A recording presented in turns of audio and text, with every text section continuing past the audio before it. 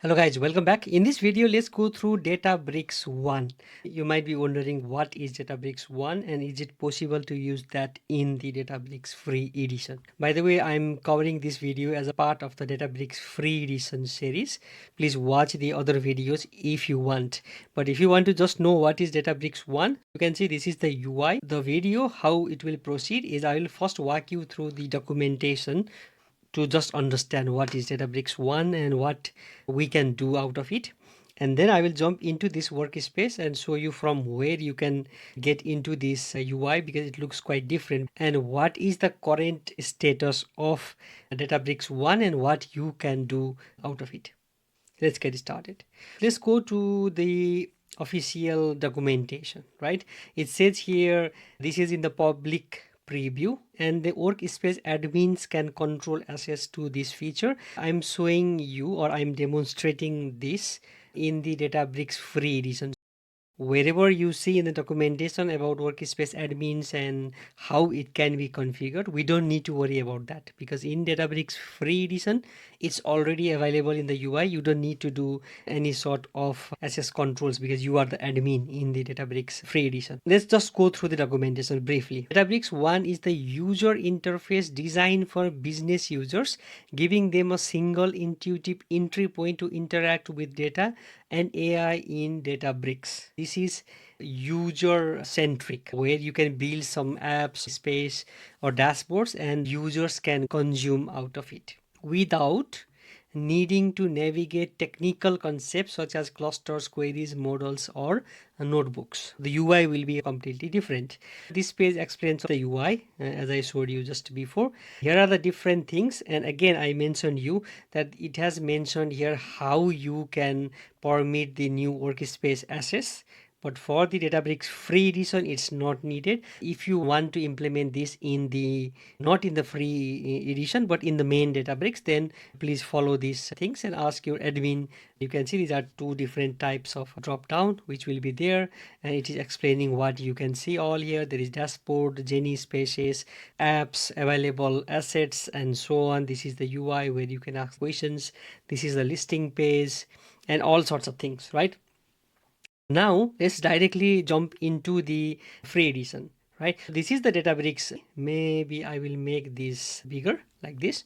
You can see I'm already in the Databricks One, right? But how do you get into here is the point. If you go on this menu icon here, if I click here, you can see there is two things. One, Lakehouse. If I go to Lakehouse, this is the UI I used to show you in my other videos. How do you switch? If you are using Databricks free edition, it will be already here, right? But if you are not using the Databricks free edition, as I mentioned before, your admin needs to allow this from the preview, and then all the access control things can be done from the settings. But for us in the free edition, yeah, this is the Lakehouse analytics and AI on large scale data. If you want to go to Databricks one thing to be clear, we build in the Lakehouse and we want it to be consumed via Databricks One. Let's define that way so it's easier to understand. Now I will go to Databricks One. So this is the UI. As you can see, it's clean, looks simple to use, and there is this thing where you can ask, what would you like to know? That's it. Simple to use because this is user centric, and I like the concept that if it's user centric, the more easier you make it's better, right? What is here? You can see here it says search for dashboards and Genie spaces, and there is this search icon and there is this ask. There is two different stops here. In the ask, it is saying you need a Genie space to ask the question. The main concept here is, let's say you might have multiple Genie spaces, and if you have rights to view that, it will be shown here. The search for the dashboards, as you can see, I just clicked here and it shows me there are two different dashboards. It says open search in a full page. You can see here it is for you. I have access to. So it says I have two different notebooks. I don't have any Genie spaces. Here is the dashboard. This is the dashboard. Reset filters. Genie space, no, I don't have any Genie space. And also this icon here, if you click this one, you can see now it opens a little bit this type and all sorts of things are shown here. There is also this relevance, because if there are many, then you want to sort accordingly, right? I will go to the home page, click this home page, and now that is for you, dashboard, Genie space, and the apps. If you have any apps, it will be also there. It will directly point you to the app. You don't need to go into this house and source for your applications. This is really easy way to search and ask the questions into the dashboards, Genie spaces, apps, whatever you have access to, right? That's it. And now here it is shown here this dashboard, and you can see one thing also here, this dashboard, it is showing some charts, but this one it's not showing any charts, right? I will also show you why that is the case, because I was also confused before. What we can do now is, for example, here you can see I can just go here and say okay, cloned version, or I can say workspace uses dashboard. If I click this one, now you can see it is taking me to the dashboard here.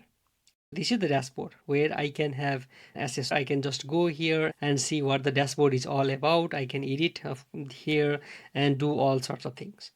The thing which was showing there, this dashboard in the UI, is because it needs to be published. One, because I have already published.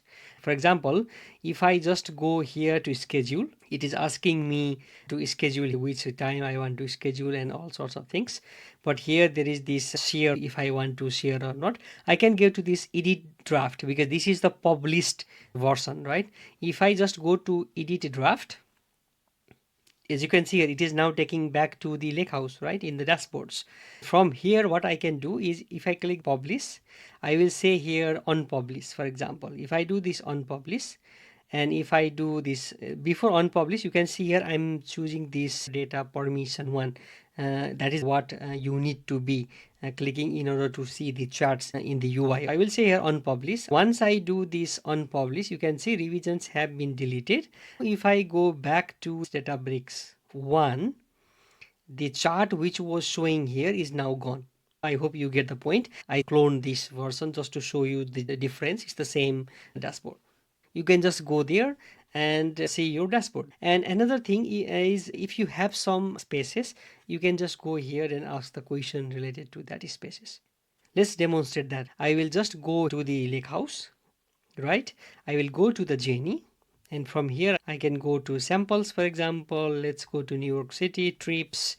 I will create this one and give the name here New York City taxi space.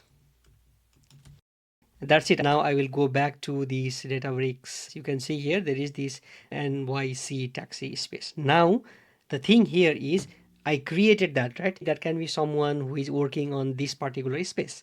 And I am the consumer now from the Databricks One, right? I can now go here and ask the question. As you can see, when I go to search, it's the search. If I go to ask, it is already showing here you just have one space, and from here you can choose if there are multiple. And now if I say here what is the space about, I am asking the question. As you can see, it is now going to that particular space, and it is answering here this space contains the dataset from New York City taxi, this, and all sorts of things. You get the point.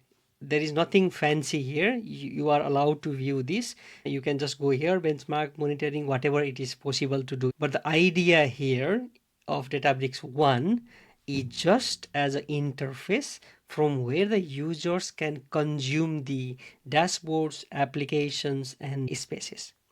Yeah, that's it. That's all it is as of now, November 22, 2025. But this space is quite rapidly developing. Maybe if there is some new updates, I will just create a new video about this and mention you what is the new update. But yeah, that's it. And in free version you can go and try.